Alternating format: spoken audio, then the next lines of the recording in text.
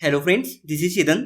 News ये है कि रिसेंटली ईरान के जो प्रेसिडेंट है रईसी, उनकी रहस्यमय तरीके से हेलीकॉप्टर क्रैश में डेथ हो गई और ये बात ऑफिशियली ईरान की तरफ से भी आ गई है।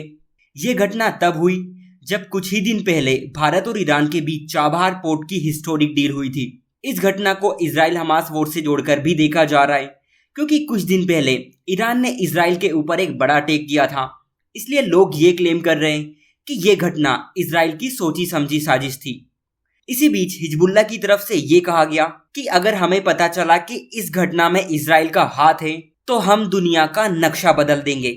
बहुत ही बड़ा ये झटका भारत के लिए भी है, जिसके बारे में हम बात करने वाले हैं। भारत की तरफ से भी ये कहा गया है कि इस दुख की घड़ी में भारत ईरान के साथ खड़ा है।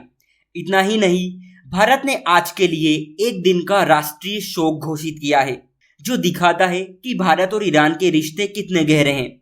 इब्राहिम रईसी की मौत के बाद अब जो पावर है, अब जो सत्ता है, वो उपराष्ट्रपति मोहम्मद मुकबर के पास आ जाएगी, मगर 50 दिनों के भीतर फिर से चुनाव करवाने पड़ेंगे।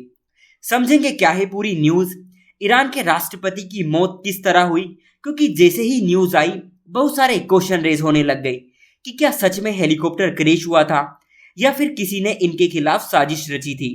हम ये भी समझेंगे कि ये घटना भारत के लिहाज से कितनी अहम है। साथ में ये भी समझने का प्रयास करेंगे कि रीजनल स्टेबिलिटी यानी क्षेत्रीय स्थिरता इससे किस तरह प्रभावित होंगी। सबसे पहले मैप देखते हैं। यह है हमारी प्यारी सी कंट्री और यह है ईरान। अब कहानी यह है कि ईरान के राष्ट्रपति रईसी रविवार को अपने एक स्टेट अजरबैजान में किजकलासी और खोदाफरीन बांध के उद्घाटन के लिए गए थे। इनके साथ इनके विदेश मंत्री और पूर्वी अजरबैजान प्रांत के गवर्नर भी थे। इसी टाइम ये घटना हुई और इनके साथ जितने भी लोग थे सारे मारे गए। सवाल ये है कि एक दुर्घटना थी या साजिश। देखिए, ये दुर्घटना जिस जगह पर हुई वहां मौसम काफी खराब था और इस वजह से रेस्क्यू टीमों को काफी दिक्कतों का सामना करना पड़ा। यानी कह सकते हैं कि खराब मौसम के चलते इनका हेलीकॉप्टर क्रैश हो गया। लेकिन ध्यान देने वाली बात यह है कि जब मौसम खराब था तब इसके बारे में क्या किसी को पहले जानकारी नहीं थी। दूसरी चीज, बहुत सारे लोग ये क्लेम कर रहे हैं कि इसके पीछे इजराइल की जो इंटेलिजेंस एजेंसी है मोसाद, उसका हाथ है और हेलीकॉप्टर को टारगेट किया गया था। उसी के बाद वो क्रैश हो गया, ना कि मौसम की वजह से। हालांकि इस बात के कोई एविडेंस नहीं है कि ये साजिश इजराइल की है। लेकिन आपको याद होगा कि कुछ दिन पहले ईरान ने इजराइल के ऊपर बड़ा अटैक किया था और इजराइल ने ये कहा था कि हम चुप नहीं बैठेंगे। ऐसे में शक सीधे सीधे इजराइल के ऊपर जाता है। लेकिन सोचने वाली बात यह है कि इजराइल जब डायरेक्ट हमला कर सकता है तो वैसे चोरी छुपे हमला क्यों करेगा। कुछ लोगों का मानना तो यह है कि इसके पीछे इंटरनल पॉलिटिक्स यानी ईरान की जो आंतरिक राजनीति है वो जिम्मेदार है और शायद इनकी कोई जगह लेना चाहता था, इसलिए इनकी हत्या की साजिश रची गई। क्योंकि आप देखोगे कि 3 हेलीकॉप्टर थे, जिसमें से सिर्फ एक ही हेलीकॉप्टर क्रैश हुआ जिसमें राष्ट्रपति और विदेश मंत्री बैठे थे। बाकी 2 हेलीकॉप्टर सही सलामत बच गए। क्या ये बातें आपको इत्तेफाक लगती है? चौथी बात, कुछ लोगों का मानना यह है कि ये घटना टेक्निकल इशू के चलते हुई, क्योंकि जिस हेलीकॉप्टर से जा रहे थे वो काफी पुराना था। एयर ट्रांसपोर्ट की सुरक्षा के मामले में ईरान का रिकॉर्ड काफी खराब है। ईरान के डिफेंस मिनिस्टर, इनके ट्रांसपोर्ट मिनिस्टर, इनकी आर्मी और एयरफोर्स के कमांडर भी पहले हेलीकॉप्टर क्रैश में मारे गए। और इसके पीछे का कारण ये है कि अमेरिका ने प्रतिबंध लगाकर इनके एविएशन सेक्टर को कमजोर कर दिया। खैर, इन्वेस्टिगेशन अभी ऑनगोइंग है। बाद में आखिर पता चल जाएगा कि आखिर किस वजह से ये मारे गए, ये साजिश थी या फिर दुर्घटना।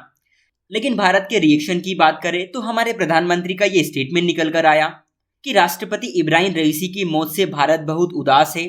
भारत ईरान के रिश्तों को मजबूत करने के लिए उनके योगदान को हमेशा याद रखा जाएगा। इस दुख की घड़ी में भारत ईरान के साथ खड़ा हुआ है।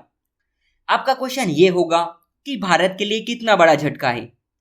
देखिए, रईसी के अंडर ना इंडिया ईरान रिलेशन बहुत तेजी से आगे बढ़े। जब इन्होंने राष्ट्रपति की शपथ ली थी तो इन्होंने भारत को इनवाइट किया था और भारत की तरफ से डॉक्टर जयशंकर इंडिया को रिप्रेजेंट कर रहे थे। रईसी की ऑफिशियल लेवल पर ये किसी भी देश के विदेश मंत्री से पहली मुलाकात थी। राष्ट्रपति रईसी के साथ प्रधानमंत्री मोदी की पहली मुलाकात जोहान्सबर्ग ब्रिक्स सम्मेलन में हुई थी। और भारत ने ब्रिक्स में ईरान की सदस्यता का समर्थन भी किया था। और आपको याद होगा कि सितंबर 2023 में ईरान आधिकारिक तौर पर ब्रिक्स का पार्ट बन गया। इन्हीं के टाइम रिसेंट की चाबहार पोर्ट डील हुई, जिसको हमने पूरी तरह एनालिसिस किया था। राष्ट्रपति रहते हुए रईसी ने कश्मीर इशू पर कभी कुछ नहीं बोला, ताकि भारत के हित प्रभावित ना हो। रईसी के कार्यकाल में भारतीयों के लिए 15 दिन की वीजा फ्री पॉलिसी लाई गई। ये सभी बातें दिखाती है कि रईसी के लिए भारत कितना अहम है, और इसीलिए भारत ने आज यानी 21 मई को राष्ट्रीय शोक दिवस रखा, ताकि इन्हें श्रद्धांजलि दी जा सके। अब ऐसे टाइम में ईरान को नए राष्ट्रपति मिलेंगे, क्योंकि 50 दिन बाद चुनाव होने हैं। वो कैसे होंगे ये किसी को नहीं पता। हो सकता है नए राष्ट्रपति का झुकाव चीन की तरफ हो सकता है चीन की प्रेजेंस ईरान में और बढ़ जाए, और ऐसे मौके चीन बिल्कुल नहीं छोड़ता। भारत के लिए बहुत ही बड़ी अग्नि परीक्षा होने वाली है। होप कि सब कुछ सही रहे। आपका क्वेश्चन ये होगा कि क्या इनकी डेथ रीजनल स्टेबिलिटी के लिए एक झटका है?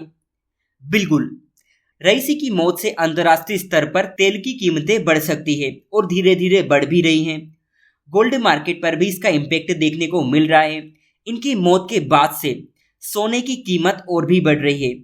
क्षेत्रीय तनाव और बढ़ेगा, क्योंकि ऐसे टाइम में राजनीतिक उथल पुथल बहुत ज्यादा होती है।